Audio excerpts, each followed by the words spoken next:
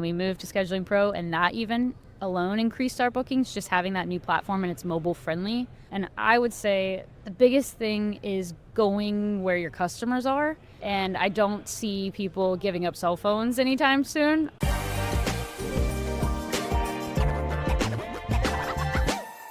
Welcome to Mastering ServiceTitan, where you get expert advice from power users. I'm your host, Josh Liu, and today I'm joined by Sam Hager from Nixco Plumbing. You're the Director of Marketing and Operations there, and we are talking all about Marketing Pro and Scheduling Pro, and especially how they work together.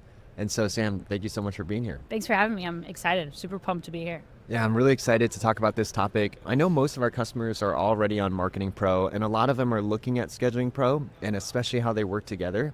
So there's a lot to cover, but first, maybe if we start off with Marketing Pro, what do you think are some tips or tricks with Marketing Pro, or maybe underrated features with it that people should use more? I think my biggest one that I think we underutilized when we started on it first was email and automation, and letting the program work for you and not you working for the program. I know you hear it a lot that, people aren't getting into the weeds, and that takes a while. And that kind of puts them off from the product. But I think if you just get the basics down of the email automations, now you can do SMS, within the legal means.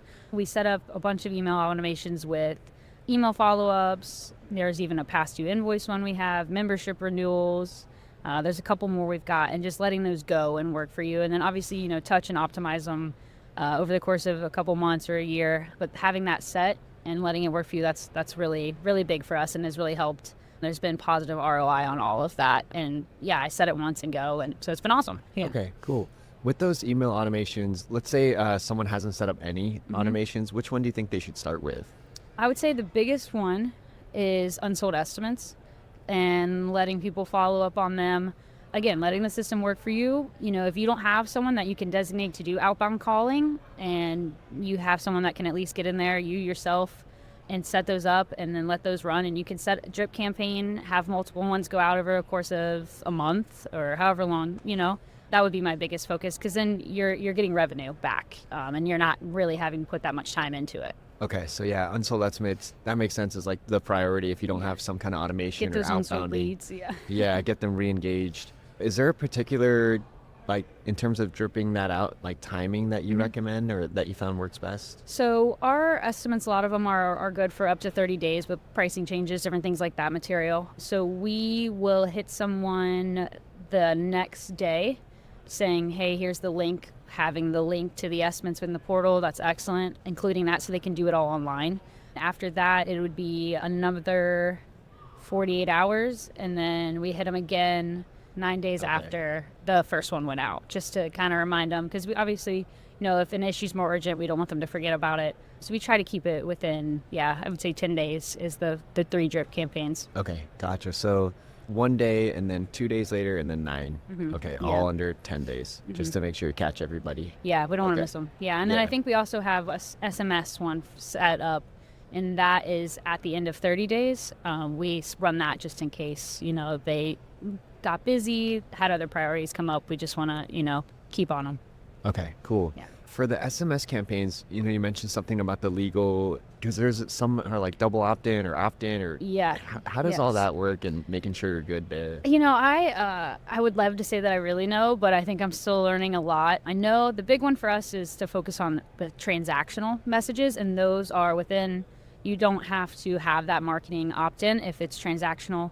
So as long as it doesn't have, an offer, or you're trying to secure them, through a campaign, a true marketing campaign, being legally compliant, as we've just been doing transactional stuff.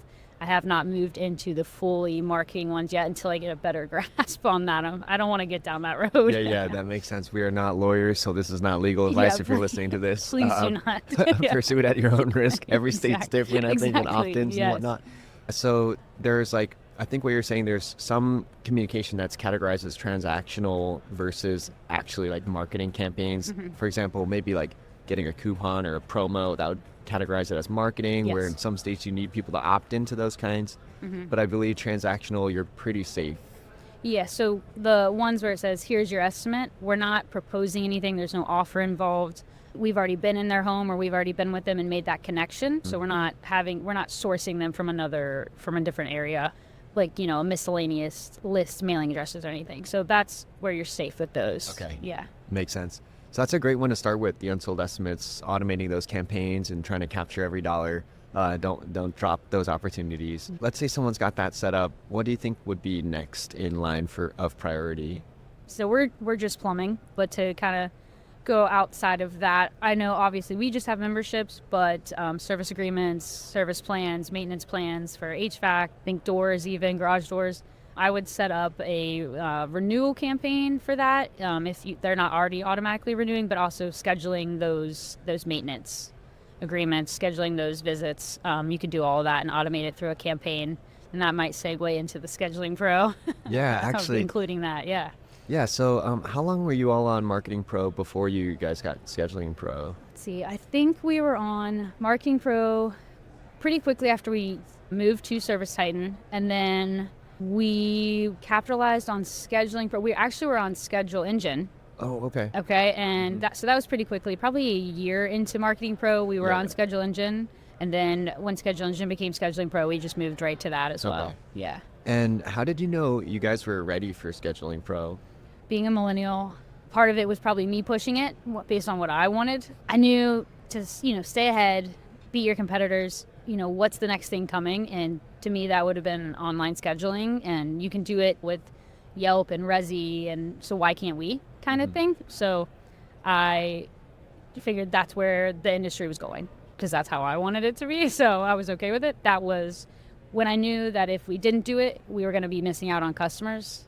That's when I figured we should take that leap. Yeah. I know before we started recording out front, we were chatting about how I barely call anybody anymore. I'm one of those people for sure that just want to book online. It's so easy that way too. So easy. And you don't have to talk to anyone and you can do it whenever. I think is also just how instantaneous as well. Yeah, I heard a lot of people, the jobs that come booked online are usually after hours or late at night or something like that. I don't know if you find that to be the case with you guys. That was one of my goals here at Pantheon, was to try to figure out how to run that report and to really because there's that performance data, and to really understand that, and how do I make my Scheduling Pro widget better from that data. So that's something that after this I will go back and review to see how many people are actually booking after hours and how many people are booking and on the weekends, but then also during the day, because we get those as well. Right. Yeah, that'd be really interesting to see. Yeah. I think a common question people have about Scheduling Pro is, there's that core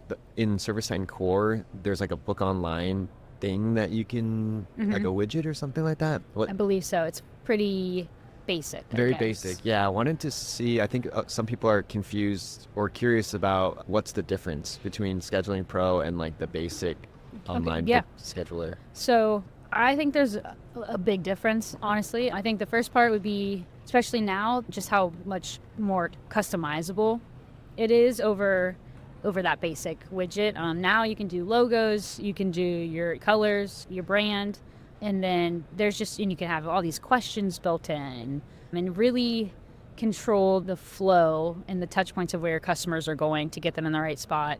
Just the customization of it makes it worth it for me. Gotcha. So let's say I'm a customer and I go to your website and book online through Scheduling Pro. Could you walk me through what that experience would be like? As a customer? Yeah. So it's pretty easy. I've done it so many times now. We made sure that on our site, the button is everywhere. The Schedule Now button, it sticks out, it's obvious. And then you just simply click on it, the widget pops up. We have it where they can see our availability first, and they don't have to put their information in first. Again, it's user preference. That's what I liked and wanted and looked for. They put their problem in, the issue at hand in, they select that, and then it pops up the schedule. And if they find a date and time that they like, they select it, then they put their customer information in. And if they're an existing customer, pulls them right up. If they're not, they can put their information in, then we have it. They simply hit, we have a dispatch fee, they accept it, and then hit schedule, and that's it. Wow. Okay. Yeah, super simple. I've done it. I think, if you're pretty confident in it as a millennial, it takes you 2 minutes, maybe. Yeah. So it's nice. It's very, very convenient. Yeah. For the availability, do you have a specific time windows, and how big are those windows? Yeah. So for us, we have 3 arrival windows. So 8 to 9, 9 to 12, 12 to 4.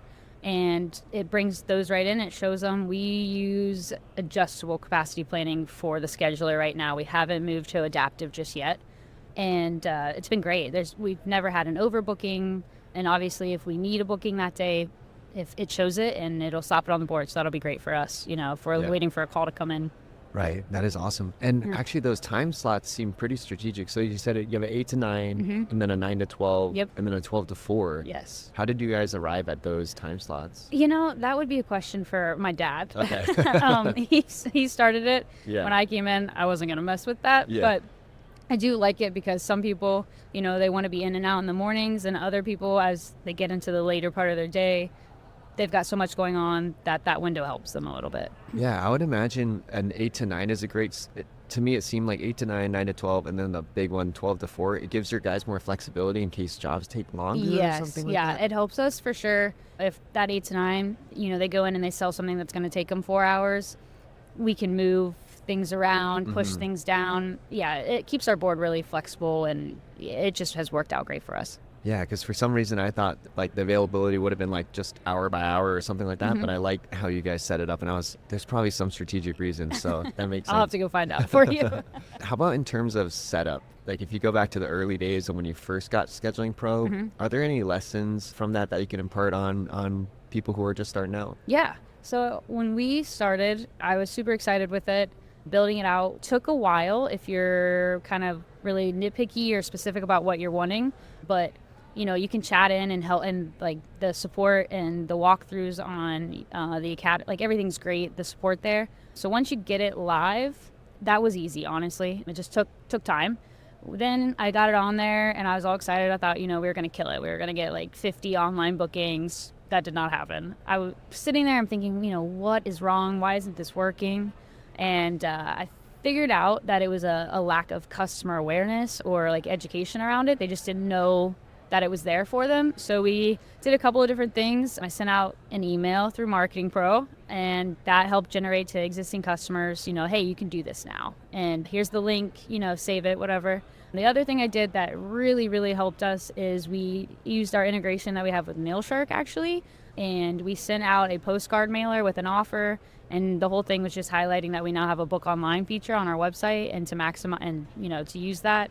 And the ROI from that was just fantastic. I think it cost us like $700 or something to send about 2,000 postcards out, and I think the ROI or the revenue sales from it was about $140,000 in the span of like 6 months. So it was just crazy. Wow. Yeah. And not all of them were scheduling online, but they were calling in and acknowledging it. And then some of them actually were just scheduling online from that postcard mailer. And I think that helped make customers aware of like, oh, they have this now. That's great. And so a lot of our users are existing customers. Users of the widget are existing customers. Okay. Yeah. How excited were you when you finally started seeing them come through? Oh my gosh, so excited because I thought I had done something wrong. Yeah. But yeah, no. When they finally started coming in, it was like kind of like a sigh of relief. Like, okay, we're good. We got this, and it's been great. And it's never gotten stagnant or anything. It's just always been growing for us, and the bookings have increased month over month as well. Wow. Yeah. A couple of things I wanted to highlight there. One is you said in the Marketing Pro email you provided a link in there as well. What was that link that you put in there? Yes. So in the Scheduling Pro widget, in the Work Connect app, you can do a direct link to the widget. You can put it in your emails. You can put it in your SMS campaigns as well. And instead of taking them to just the site, it actually will take them to the browser, and then it pops up the widget automatically. So they don't have to navigate your site anymore. It takes them right to where they need to be. Gotcha. Okay, so they can skip the site and pretty much right away book online straight from that link itself. Yes. Okay. Yeah. And it's gotten even more complex. You can, create different links that have specific job types already. So if like they might have a heater problem, you can set the link to pop up on water heater already for the job type. Wow, things so it like can that. kind of pre-fill some of the form already for them Yes. if you already know the answers. Whoa, that's Make it super cool. easy for them, right? Yeah, have it already partially filled out. They just need to Exactly. click a couple things Exactly. and they're on the calendar. And I do want to go back to, so you said in the initial setup before the button went live, it took a little bit of time.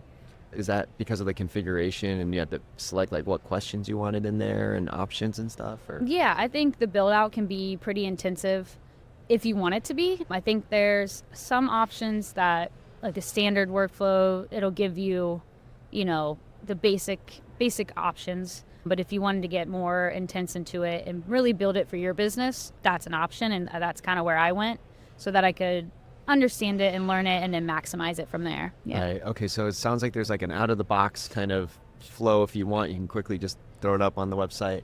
But then if you want to customize it way more, that's where the time. Yes, I believe so. Yeah. And the great thing that I think about it is that you can go back in and customize it whenever you want.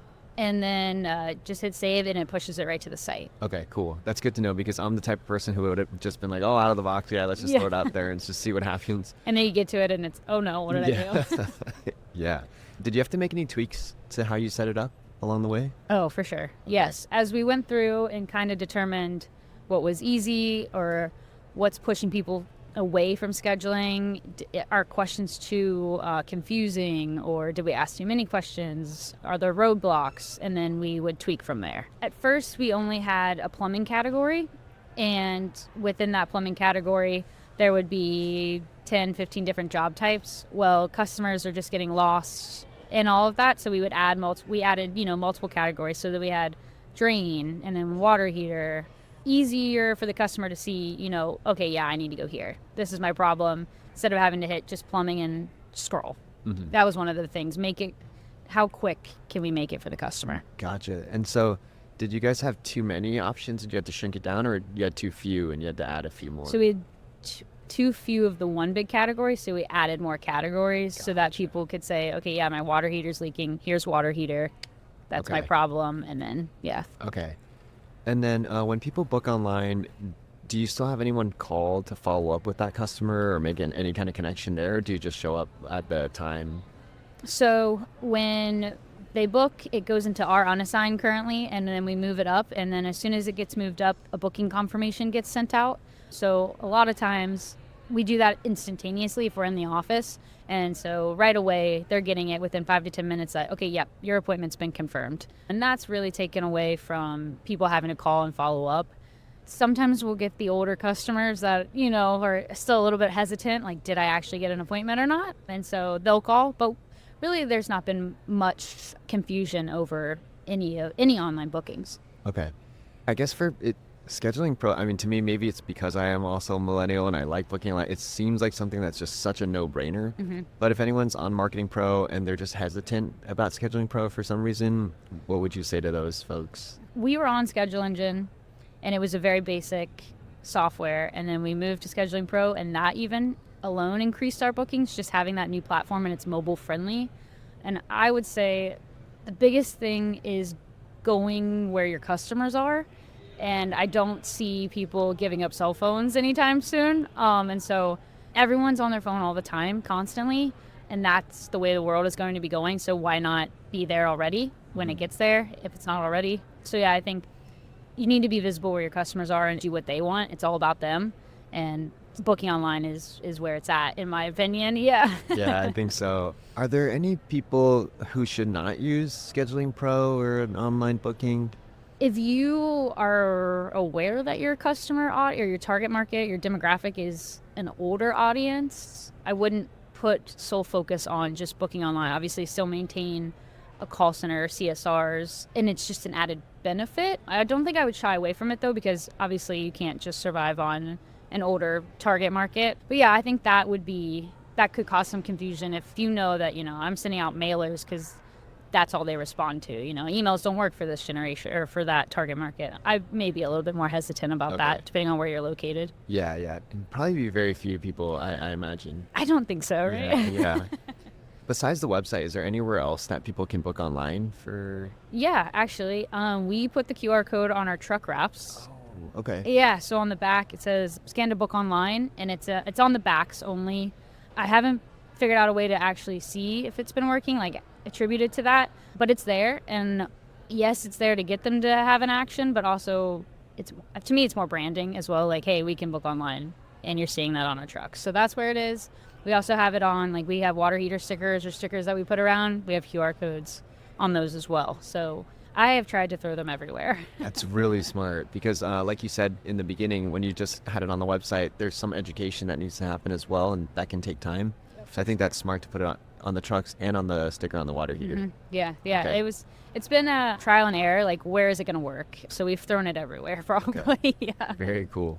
Are there any other improvements or like next steps that you're looking forward to in terms of online scheduling and Scheduling Pro for your business? One of the things they actually just added is the membership. You can put like, are you interested in joining the membership? And it's a box, an opt-in box, and it says yes or no. And I actually just turned that on the other day. So that is interesting to me. And I think expanding on that, because customer retention is so big and huge, expanding on that and, adding where they could renew online or sign up online without us having to come out and get them, bought in before we're even in the door, that would be super helpful. Wow, that'd be really cool.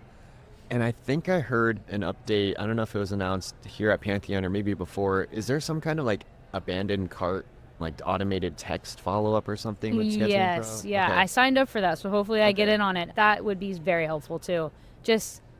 I've seen in mine, we've had 1,000 people open it, and then we've had 500 people abandon it. It's like, where are you going?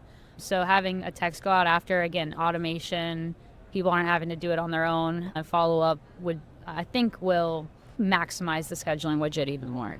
Yeah, that's interesting because if 1,000 people clicked book online and then partway through like 500 people left, but they still need something fixed. Yeah. So yeah, how do we find a way to go and re-engage those people? Exactly. Can you see who they are? Or No. Oh, you can't. Well, Okay. yes, you can. If they don't put their information in, you don't have much to go on except for like an IP address, which I'm not that techie. I can't stalk them. I can't do that.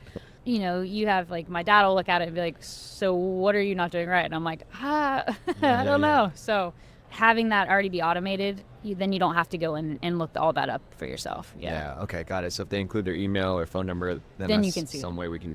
Yeah. Do you have any marketing campaigns right now to reach those people? Or are you waiting for the automated? Waiting for the automated. Yeah. Okay. Cool. Yeah. That'll be so much easier once that comes out. For sure. Yeah. Yeah. So you said you signed up for it. Sounds like it's probably like early access or like in beta or something like that. Early access. Early access. Okay, cool. We'll include the link in the description of the episode. Those of you already on Scheduling Pro, if you want to sign up for early access for the automated text follow-up, we'll include that for you. To wrap up, I guess, what's next for you all, and what are some of your big takeaways from Pantheon? Ooh, so that's a good one. I think obviously the hot topic of Pantheon was AI. Like based on what we're talking about, how can AI help the Scheduling Pro app? What can we do with AI in combination with the widget or Marketing Pro to make it better and to reach our customers even faster? I think this one I really focused on, meeting people, expanding my network and finding mentors, but then also like on a personal level, but then, for our business, just that's a hard question.